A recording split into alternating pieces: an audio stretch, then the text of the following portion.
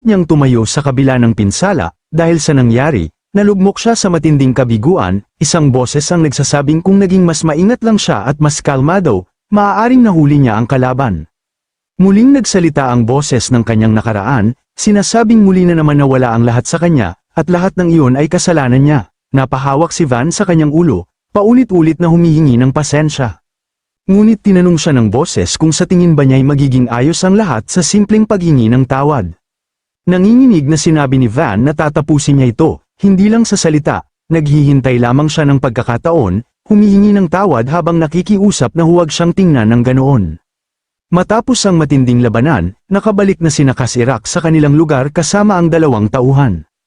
Agad siyang umupo, at inutusan ng tauhan na tawagan ang lahat ng division leader at executive. Nagtanong ang tauhan kung magsisimula ba siya ng digmaan laban sa kulto ng Ethos, ngunit itinanggi iyon ni Kasirak. Sa sandaling iyon, naalala niya ang laban nila ni Van, tiningnan niya ang kanyang kamay at nanginginig ito, nagawa siyang pinsalin ni Van gamit ang lakas nito. Habang nakatingin sa kamay niya, ipinaliwanag niya ang tungkol sa batang nakita nila kanina, ipinag-utos niya na tipunin ang lahat ng impormasyon na maaari nilang makuha tungkol sa kanya. Bago pa magsimula ang laban ni Van, napansin na ni Orphan na si Cass Eric ang kaharap niya. Doon biglang nagbago ang kanyang ekspresyon, sapagkat naisip niyang siya ang ugat ng pagkamatay ng lahat ng kanyang mga kasamahan. Naalala niya ang masayang pagsasamahan nila, lalo na ang mga alaala kasama si Haska, kaya't napakuyom siya ng kamao sa tindi ng galit. Ngunit bago pa siya makakilos, biglang lumitaw ang tauhan ni Cass Eric sa kanyang likuran. Nagulat si Orphan nang pagsabihan siya nito kung paano niya nagawang tumingin ng may ganitong kalapastangan sa isang tao. Sa sumunod na sandali, pinatulog siya sa pamamagitan ng isang mabilis na pagpitik sa kanyang batok. Napamura na lamang si Orphan habang dahan-daang nawala ng malay, at hindi na niya nabigyan ng babala si Van tungkol kay Cass Eric. Matapos ang matinding laban ni Van kay Cass Eric, lumapit siya kay Orphan at ginising ito, dahil sa nangyari, naalimpungatan si Orphan at bigla na lamang umatake ng isang suntok. Nang mahimasmasan siya, napansin niyang si Van na pala ang kanyang kaharap, pinagsabihan siya nito na muli siyang nabuhay, at sa pagkakataong yun, tunay na kahanga-hanga ang kanyang swerte. Nauutal namang nagtanong si Orphan kung napatay na ba niya si Cass Eric, ipinaliwanag ni Van na nakatakas ito at tuluyang tumakas palayo. Agad niya itong naunawaan at naisip na nabigo na naman siya, na wala siyang nagawa kahit anuman lang. Pinaalalahanan siya ni Van na wala na siyang balak pang protektahan siya, at kung nais niyang sumunod, kailangan niyang tumayo agad. Nagtanong si Orphan kung saan sila pupunta, at ibinanggit ni Van na patungo sila sa kaharian ng Barkan, dahil may posibilidad na doon tumakas si Cass Eric. Ngunit sa kalooban ni Van, malinaw ang pasya, 1,000 taon ng paghihirap at kawalan ng pag-asa ay sapat na, panahon na para kumilos, hindi pa tapos ang paghihiganti, at hindi rin naman nasayang ang lahat. Batay sa naging reaksyon ni Cass Eric, malinaw na ang nakatalukbong na salamangkero ay nagmula sa kaharian ng Zou. Siyempre, upang makakuha ng mas detalyadong impormasyon, kailangan munang mahuli si Cass Eric. Bago pa sila makaalis, may isang figurang may dilaw na buhok ang dumating at malakas na sumigaw, pinahinto silang dalawa. Nagulat si Van nang biglang mapalibutan sila ng mga sundalo.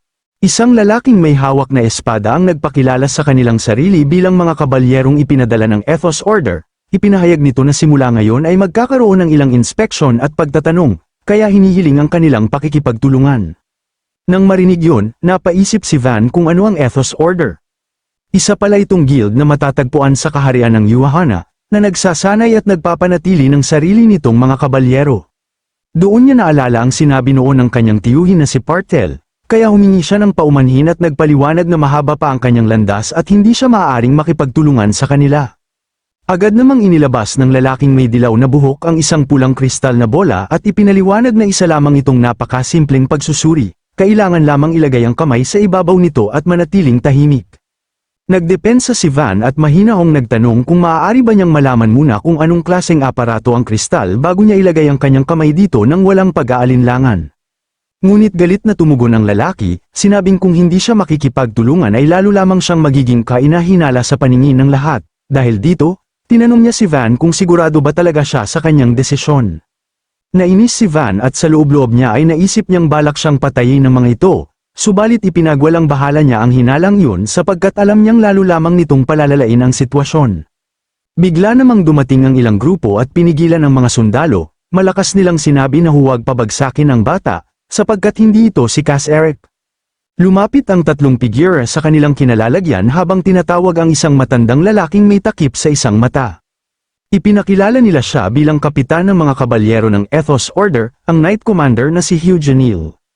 Lumingon ang lalaking may dilaw na buhok, halatang nababahala dahil hindi pa tapos ang beripikasyon ng mana, ngunit tumawa lamang ang kapitan, at tinanong siya kung hindi ba niya nararamdaman ang pagbanggaan ng mana ni Cass Eric sa ibang mana, kung hindi ba niya yun napansin.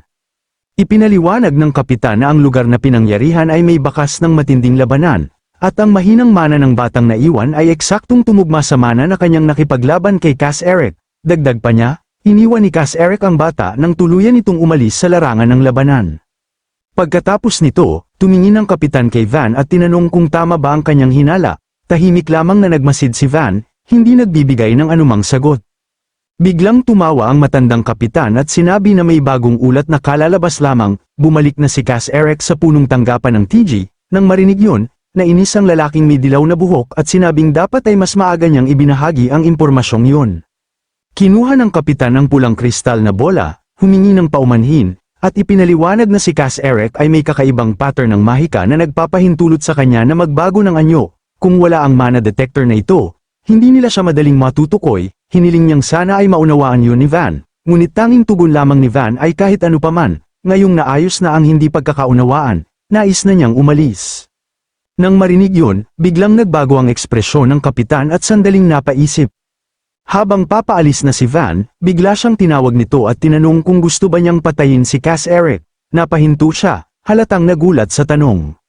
Lumingon siya habang ipinagpatuloy ng kapitan ang pagsasalita. Sinabi nitong nakita na niya noon ang mga matang tulad ng kay Van, mga matang puno ng paghihiganti at galit, ang mga mata ng taong nahulog na sa kailaliman ng isang madilim na bangin. Nakangiting inunat ng matandang kapitan ang kanyang kamay at sinabi na kung ang mga matang yun ay nakatuon kay Cass Eric, maaaring iisa lamang ang kanilang kaaway. Kaya iminungkahi niya kay Van na kung ayos lamang dito, hulihin nila si Cass Eric, magkasama. Nang marinig yun, nainis ang lalaking may dilaw na buhok at kinwestiyon ang kanyang kapitan kung anong kalokohan ang kanyang sinasabi, kaya tinanong niya kung mayroon bang sinuman sa order na tunay na nakaharap na kay Cass Eric sa labanan, o may kaalaman tungkol sa iba pang pattern ng kanyang mahika. Nauutal namang umamin ang lalaki na wala pa, kaya ipinaliwanag ng kapitan na ang batang yun lamang ang direktang nakalaban kay Cass Eric, isang mahalagang impormante na may karanasang hindi matatawaran. Muling tumingin ang kapitan kay Van at tinanong kung ano ang kanyang palagay, sapagkat mas mabuti raw ang kooperasyon kaysa ang mag-isa, ngunit tumanggi si Van, dahil hindi niya alam kung paano siya magtitiwala sa kanila. Dahil dito, tinanong siya ng kapitan kung alam ba niya ang lahat ng detalyadong impormasyon tungkol sa TG, kasama na ang mga susunod na galaw at patutunguhan ni Cass Eric. Nagulat at nalito si Van sa kanyang narinig.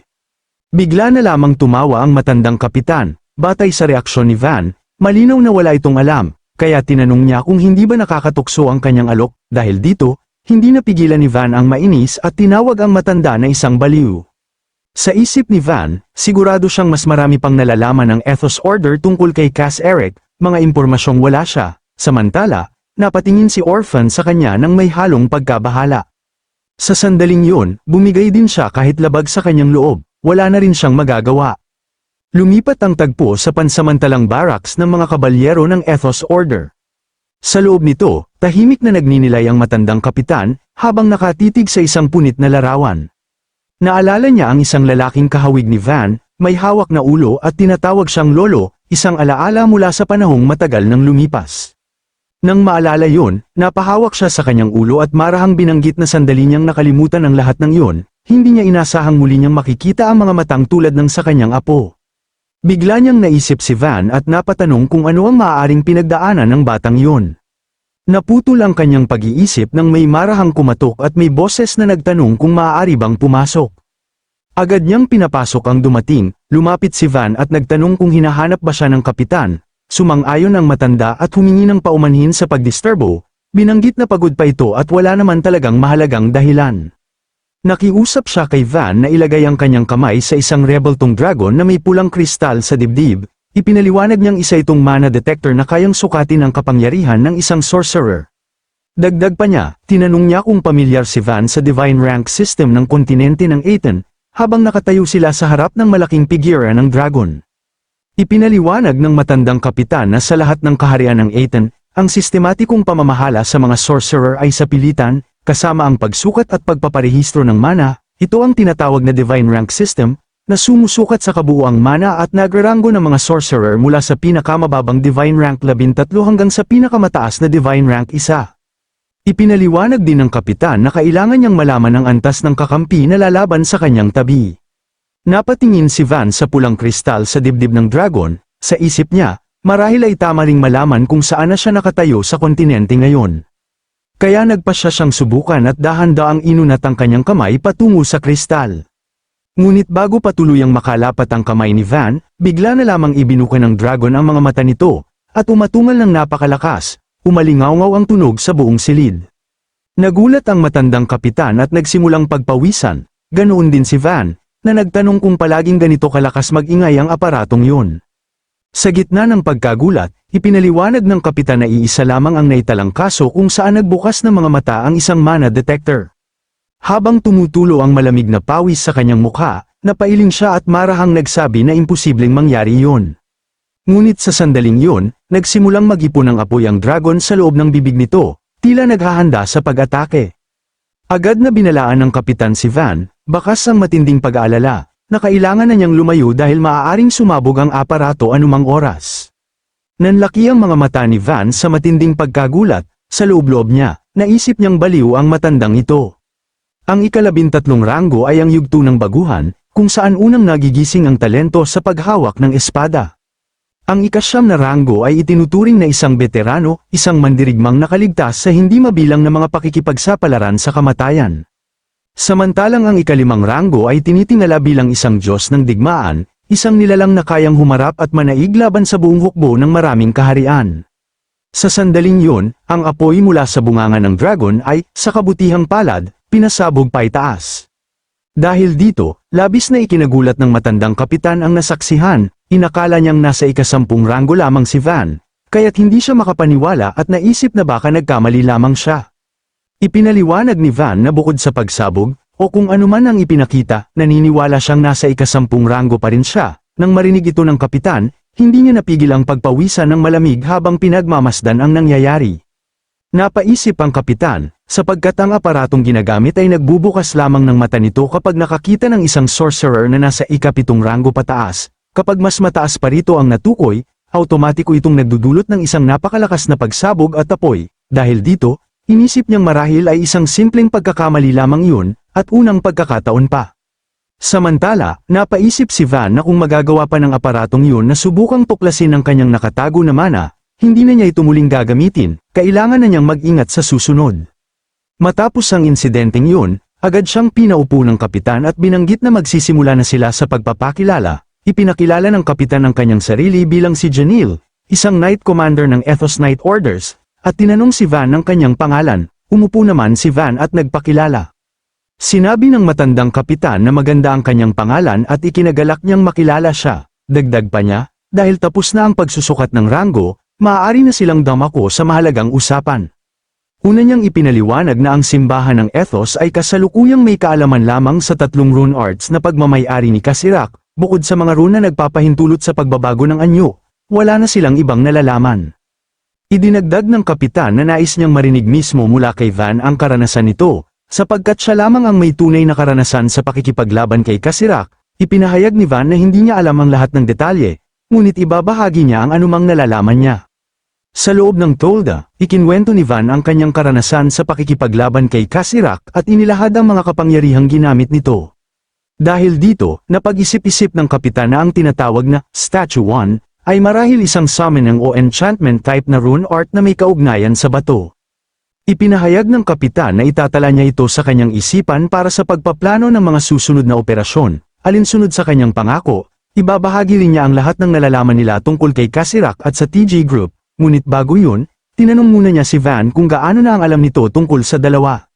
Ipinaliwanag ni Van na wala siyang gaanong nalalaman tungkol kay Kacirak, at ang tanging alam niya tungkol sa TG Group ay isa itong makapangyarihang grupong mersenaryo na mabilis na sumikat mga 5 taon na ang nakalipas.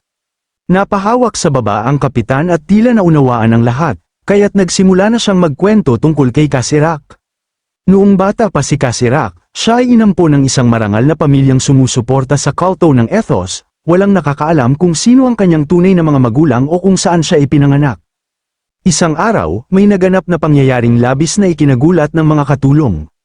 Natagpuan ng maharlikang pamilya na brutal na pinaslang, at si Kacirak ang itinuturong may gawa, agad siyang tumakas mula sa pinangyarihan. Mula noon, hinanap ng kulto ng ethos si Kacirak sa loob ng maraming taon, ngunit wala silang nakuha ni kahit kititing na impormasyon, na para bang hindi siya kailanman umiral. Pagkalipas ng halos 5 taon, nang malapit ng sumuko ang kulto, biglang nagsimulang dumagsa ang mga impormasyon tungkol kay Kacirak. Nang marinig ito, nagulat si Van, sapagkat yun din ang panahong nagsimulang sumikat at gumawa ng pangalan ng TG Group, agad itong kinumpirma ng matandang kapitan, at idinagdag na hindi pa roon nagtatapos ang mahalagang bahagi. Seryoso niyang ipinaliwanag na may ibang taong lihim na nagkukubli kay Kacirak at tumutulong sa paglago ng TG Group. Nang marinig ito ni Van, nanlaki ang kanyang mga mata sa pagkagulat. Ipinagpatuloy ng kapitan ang pagsasalita at sinabi na halos natukoy na ng ethos cult kung sino ang taong yon. Walang iba kundi ang kaharian ng Argo, ang mismong lugar kung saan matatagpuan ang base ng TG Group. Ang grupo ay binubuo ng mga mersenaryong nasa ika-13 ranggo, 10 executive na nasa ika-12 ranggo, 4 na pinuno ng dibisyon sa ika-11 ranggo, at sa pinakahuli, ang kanilang leader na si Kacirak, na nasa ika-9 na ranggo. Ipinaliwanag ng matandang kapitan na ang TG Group at si Kacirak ay mga hunting dogs, mga tauhang gumagawa ng maruruming gawain para sa kaharian ng Argo. Ang biglaang pagbuhos ng impormasyon tungkol kay Kacirak ay malamang sinadya ng kaharian ng Argo upang iukit ang pangalan ng TG Group sa buong kontinente. Ibinanggit naman ni Van na kahit alam na nila ang lokasyon ng kanilang base, hindi pa rin sila umaatake dahil nasa loob sila ng teritoryo ng kaharian ng Argo. Itinanong niya kung tama ang kanyang hinala, at agad itong sinang-ayunan ng matandang kapitan. Ayon sa kanya, ang kaharian ng Argo nga ang nasa likod ng TG Group, at ang pakikipaglaban sa kanila sa loob ng hangganan ng Argo ay katumbas ng pagpapakamatay. Dagdag pa niya, ang kaharian ng Argo ay nasa ganap na ibang antas kumpara sa mga karaniwang maliliit na bansa, wala ni isa mang kulto ang kayang tustusan o makipagsabayan sa lakas nito. Napaisip si Van, kung ang kaharian ng Argo ang tunay na puwersang nasa likod ni Kacirak, kung gayon ay tiyak na may mga sorcerer doon na hindi bababa sa ika-9 na naranggo. Ngunit biglang ibinagsak ng matandang kapitan ang kanyang kamay sa mesa, puno ng galit, at marihing sinabi na hindi ito nangangahulugang wala na silang magagawa. Ipinakita niya ang isang mapa at ipinaliwanag na sa eksaktong 15 araw mula ngayon, aalis si Kacirak sa kanyang base at tutungo sa kaharian ng Uvana kasama lamang ang isang maliit na grupo. Sa rutang yun, maagang gagalaw ang kanilang night order at magsasagawa ng isang biglaang sorpresang pag-atake. Nag-alinlangan si Van at nagtanong kung mapagkakatiwalaan ba ang impormasyong yun. Sumagot ang kapitan na hindi niya maaaring ibunyag ang pinagmulan nito, ngunit sapat itong maaasahan. Matapos ang pag-uusap, umalis na si Van. Nauunawaan niya na kapag nagsimula na silang magplano ng operasyon, siya ay sasali at tatalakayin din ang mga detalye. Nakangiting sinabi ng kapitan na baka masyado siyang pakialamero, ngunit nagtanong pa rin siya kung bakit ganoon na lamang ang desperasyon ni Van na patayin si Kacirak. Habang palabas na si Van ng tolda, sandali siyang napaisip, bago prangkahang sabihin na maaaring yun nga ang mangyayari. Agad itong naunawaan ng kapitan habang pinagmamasdan si Van na papalayo. Habang naglalakad palayo si Van, may lumapit sa kanya na isang babae at masayang nagsabi, sa wakas, lumabas na rin siya.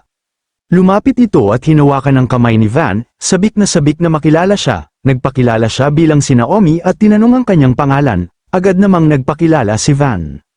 Masayang sinabi ni Naomi na magtutulungan sila at sabay nilang huhulihin ang demonyong si Kacirak. Agad itong sinang-ayunan ni Van, ngunit biglang may sumigaw ng malakas, tinatanong kung ano raw ang ginagawa ni Naomi. Nagulat si Naomi nang makita si Polan, nagtaka siya kung bakit ito sumisigaw, ngunit galit na tinanong ni Polan kung siya nga ba si Van. Mariing sinabi ni Polan na naawa lamang sa kanya ang kapitan kaya siya dinala dito. Hindi pa raw nila napapatunayan kung talagang kapaki-pakinabang siyang sorcerer. Pagkatapos nito, inutusan niya si Van na pumunta agad sa arena, sa mismong sandaling yun.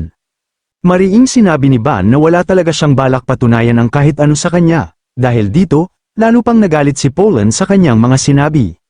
Biglang lumabas ang kapitan mula sa loob ng tolda at napatawa nang makita ang sitwasyon, tila maraming reklamo si Polan. Ipinaliwanag ni Poland sa kapitan na galit ang buong pangkat ng mga kabalyero dahil hanggang ngayon ay hindi pa rin nila alam kung ang batang ito ay isang sorcerer na maaari nilang pagtiwalaan. Naunawaan naman ng kapitan ang ibig niyang sabihin. Napahawak siya sa kanyang baba at mahinahong sinabi na ang isang grupong sabay na tatawid sa linya ng buhay at kamatayan ay hindi dapat may alitan o sama ng loob, kaya tinanong niya si Van kung ano ang kanyang palagay. Dagdag pa ng kapitan, mas magiging madali para sa lahat kung sila mismo ang mag-aayos ng ranggo, lalaki laban sa lalaki, napapikit si Van at napabuntong hininga bago tuluyang sumang-ayon. Habang papalayo ang dalawa patungo sa arena, hindi pa rin makapaniwala si Naomi, hindi niya inakalang magiging seryoso ang kapitan sa desisyong yun. Nang tanungin niya kung bakit tila maraming reklamo si Poland, natawa lamang ang kapitan at sinabing sobra lang talaga itong nagmamalasakit sa mga kabalyero kaya ganoon ang ugali. Naging mausisa si Naomi at nagtanong kung ano ang kasalukuyang ranggo ni Van, agad namang sagot ng kapitan na siya ay nasa ika-10 na ranggo.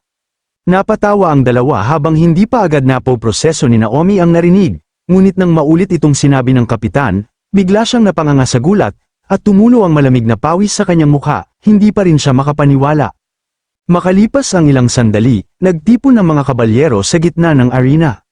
Habang pinapanood ng lahat, mariing sinabi ni Poland na upang mapatunayan kung si Van ay isang sorcerer na karapat-dapat lumaban sa tabi nila, hahatulan siya ng bawat kabalyerong naroon sa pamamagitan ng isang sparring match, siya mismo ang lalaban sa kanya. Ipinahayag ni Poland kay Van na walang silbi ang isang mahihinang sorcerer sa loob ng Night Order habang naghahanda na silang dalawa para sa laban. Itinuro ni Poland ang kanyang espada at pinakawalan ng kanyang kapangyarihan, binalaan niya si Van na sisipain niya ito palabas ng arena, kaya mas mabuting galingan niya. Kalmadong sinabi ni Van na kung ganoon, maaari rin ba siyang magtakda ng isang kondisyon. Nagtaka si Poland at tinanong kung ano ang kondisyong yun. Ngunit hindi na nasagot ni Van ang tanong, sapagkat sinimulan na ng tagapaglingkod ang laban. Hindi na nag-aksaya ng oras si Van, sa isang iglap, mabilis siyang umatake, ang lakas ng kanyang galaw ay nagwasak pa sa sahig ng arena habang papalapit kay Poland. Buong lakas niyang ibinagsak ang isang mabigat na sipa, nagawa itong sanggay ni Poland gamit ang kanyang espada, ngunit bakas sa kanyang mukha ang tindi ng puwersang tumama at nagpayanig sa kanyang katawan. Sa lakas ng impact, nagdurog-durog ang sahig ng arena. Agad na tumalon si Van palayo upang kumuha ng distansya, saka muling naghanda. Ipinahayag niya na kung siya ang mananalo sa laban na ito, sa sandaling iyon, bigla siyang umatake ng napakabilis. Sunod-sunod niyang ibinagsak ang malalakas na sipa sa katawan ni Poland, sa tindi ng bilis, hindi ito agad nakapag-react. Napaubo si Poland sa matinding sakit habang tumutulo ang malamig na pawis sa kanyang mukha. Ngunit hindi pa roon natapos ang pag-atake ni Van, sa kanyang huling sipa, buong lakas niya itong pinakawalan, nagresulta ito sa matinding pinsala sa katawan ni Poland, na tuluyang bumagsak at nawala ng malay. Sa sandaling yun, habang kumikislap ang kanyang mga mata dahil sa matinding puwersa, malamig na sinabi ni Van kay Poland, subukan niyang mabuhay, na nakasara ang bibig niya. Bago pa nagsimula ang laban, pinag-isipan ni Van ang inaasahang mangyayari, mas mabuti, para sa kanya, na supalan ng kalaban ng hindi pumapatay, sa paraang magbibigay ng magandang kinalabasan. Itinaas niya ang kanyang kamay habang iniisip ang maliit na halaga ng mana na maaari niyang gamitin, unti-unti itong dumarami, isang magandang pagkakataon upang subukan ang isang bagong banal na sandata. Naghanda na si Van upang umatake, ginamit niya ang kanyang bagong kakayahan at naglabas ng itim na enerhiya na may matinding lakas, nawasak ang sahig ng arena habang patuloy niyang iniisip na tila may nagawang pabor para sa kanya ang tadhana. Ginamit niya ang kakayahang yun sa kanyang huling pag-atake kay Poland, tumama ito ng buong lakas sa katawan ng kalaban, kasabay ng babalang huwag itong mamatay. Ang ginamit niyang kakayahan ay isang rune art na tinatawag na Fifth Divine Armament Black Heaven Greaves. Isa itong baluting pangbinti na nag-iimbak ng mana at kalaunay sumasabog, gamit ang puwersa ng pagsabog bilang tulak para sa paggalaw at pag-atake, ang lakas ng pagsabog ay katumbas ng dami ng mana na naipon. Matapos ang matinding laban, makikita si Poland na nakahandusay, maya-maya, bigla siyang nagising, gulat na gulat sa nangyayari sa paligid. Sa sandaling yun, nakita niya ang mga kabalyero na nagtitipon sa gitna ng apoy, napansin nilang nagkamalay na si Poland. Sa hindi kalayuan, biglang tumawa ang isa nilang kasamahan habang nagpapaliwanag si Naomi, sinabi nitong nagpahinga lamang sila sandali habang papunta sa lugar ng operasyon, bagay na ikinagulo ng isip ni Poland. Idinagdag ni Naomi na nagkasundo silang dumating ng mas maaga malapit sa lugar ng ambush upang pagbutihin ang mga detalye ng operasyon. Dahil dito, kumilos na sila habang wala siyang malay sa loob ng 2 araw, sabay ipinakita ang plano sa mapa. Nang marinig yun, hindi makapaniwala si Polan, kung hindi man lang niya nagalaw ang kanyang mga daliri sa laban, malinaw na ang kalaban ay tunay na nasa ika-10 ranggo. Sumang-ayon si Naomi at binanggit pa na 17 pa lamang si Van, isa raw itong kahangahangang bagay, kaya't nagtataka si Polan kung paano nito naabot ang ika-10 ranggo sa ganoong murang edad. Napaisip si Naomi na marahil ay nagmula si Van sa isang napakalakas na angkan, maaaring may kaugnayan sa mga hari ng isang dakilang bansa. Hindi na tumutol si Polan, makatwiran ang paliwanag, at lahat ay tunay na nabighani kay Van, halata ang kanilang pagnanais na makalapit sa kanya. Habang dahan-daang tumatayo, inamin ni Polan sa sarili na si Van ay isang halimaw na nabuo mula pa sa simula. Isa itong ganap at hindi maikakailang pagkatalo para sa kanya, napansin yun ni Naomi at nagtanong kung saan siya pupunta. Lumapit si Polan sa kinaroroonan ni Van, na napansin ng kanyang kasamahan na gising na siya. Inunat niya ang kanyang kamay at muling nagpakilala. Kasabay nito, humingi siya ng paumanhin sa kanyang pagiging bastos hanggang ngayon, hindi raw niya inakalang magiging ganoon kalakas si Van bilang isang sorcerer. Tinanggap ni Van ang kanyang kamay at ang paghingi ng paumanhin. Bagaman sa kanyang isipan ay tila inutusan na niya itong tumahimik. Habang nakaupo silang magkatabi, humanga si Polan sa kanyang kakayahan at tinanong kung paano niya naabot ang ika-10 ranggo sa ganoong edad. Casual namang tumugon si Van, na para bang yun ay isang malaking bagay, at sinang-ayunan naman niya ito. Biglang nagsalita ang isa nilang kasamahan at pabirong sinabi na si Polan ay kamakailan lamang umakyat sa ika-11 ranggo at tila lumulutang na ang ilong. Natawa ang isa pa at sinabi na sa wakas ay nakilala na niya ang kanyang katapat, patunay kung gaano kalawak ang mundo. Nang marinig yun, sumabog sa inis si Polan, hinawakan niya ang mukha ni Van at nagtanong kung kailan pa ito naging mayabang, hindi naman daw siya mahina, ngunit ang batang ito ay isang tunay na kakaiba. Napatigil si Polan nang purihin pa rin nila si Van ng kanyang kasamahan sa kabila ng lahat, hindi siya makapaniwala, habang mas nakikilala niya si Van, mas nagugustuhan niya ito. Nag-react ang iba pa nilang kasamahan, may nagtanong kung ano ang gagawin niya kung talagang gusto niya ito, lalo na't ni isang hibla ng buhok ni Van ay hindi man lang nagalusan sa laban, naiinis namang sumagot ang isa na mas magaling pa rin siya kay Turtle, dahil agad itong sumuko, na isa siyang tanga, dahil lumaban ito nang hindi man lang sinusukat ang lakas ng kalaban. Biglang natawa ang babaeng kasamahan nila dahil sa kanilang argumento, tinanong niya si Van kung ganoon ba talaga sila kababaw, at sinang-ayunan naman niya yon. Ipinaliwanag ng babae kay Van, na ang dahilan kung bakit nag-alala sila noon ay dahil bata pa siya para sa kanyang edad, at ang lakas na taglay niya ay lampas sa kanilang inaasahan, hindi raw niya kayang ipagkatiwala ang kanyang buhay sa isang taong hindi niya lubos na pinagkakatiwalaan. Habang nagkakagulo ang dalawa, may nagsabi sa kanila na mukha silang isang grupo ng mga tanga, ngunit ang bawat isa sa kanila ay isang ama, isang ina, isang anak, o isang lolo at lola, mga taong may mga mahalagang dapat protektahan at mga tahanang babalikan. Sinabi ni Van na ayos lang siya at hindi na nila kailangang mag-alala pa sa kanya.